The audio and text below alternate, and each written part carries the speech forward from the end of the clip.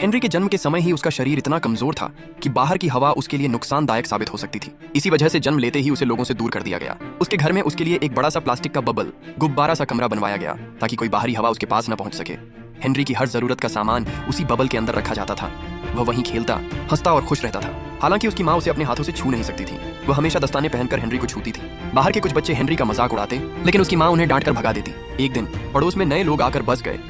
Henry ने खिड़की से झांकते हुए देखा कि वहाँ एक खूबसूरत लड़की आई है। वह उसे देखने के बहाने रोज खिड़की पर आने लगा।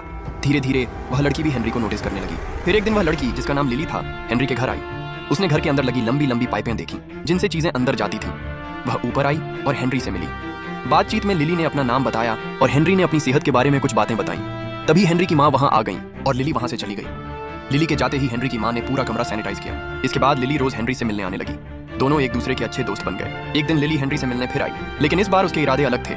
वह हेनरी को पास से छूना चाहती थी। जैसे ही वह पाइप के जरिए अंदर आई, लिली बेहोश हो गई। हेनरी उसे बचाने की कोशिश करता रहा, लेकिन वह खुद बाहर नहीं निकल सकता था क्योंकि ऐसा करने से उसकी जान जा सकती थी। कुछ महीने बाद लिली फिर हेनरी से मिलने आई। इस बार वह उसे बताने आई थी कि वह किसी और से शादी करने वाली है। ये सुनकर हेनरी कुछ नहीं बोला। लिली उसके लिए एक तोहफा छोड़कर चली गई। जब हेनरी ने वह तोहफा खोला तो उसने देखा कि लिली ने उसमें आई लव यू लिखा था।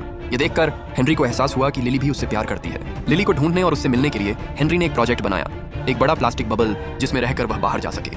वह अपने घर से निकल पड़ा और सड़क पर दौड़ता हुआ चला गया। अचानक एक बस उससे टकरा गई। कुछ लोगों ने उसे बचाया और हेनरी ने उन्हें अपनी पूरी कहानी सुनाई। लोगों ने उसे लिफ्ट दी, लेकिन कुछ दूरी जाने के बाद हेनरी की कुछ बातें उन्हें बुरी लगी और उन्होंने उसे बस से बाहर फेंक दिया। इसके बाद हेनरी को एक अंकल मिले जिन्होंने कहा, मैं तुम्हें तुम्हारी प्रेमिका से जरूर मिलवाऊंगा। हेनरी बहुत खुश हुआ, लेकिन तेज हवा के कारण हेनरी गाड़ी से बाहर गिर पड़ा। उधर लिली की शादी की तैयारियां शुरू हो चुकी थीं।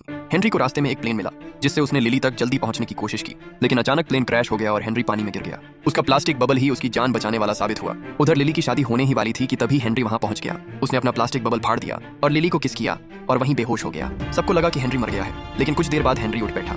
ये देखकर लिली बहुत खुश हुई और उसे गले लगा लिया, लेकिन तभी सबकी नजर पड़ी। हेनरी सिर्फ चड्डी पहने था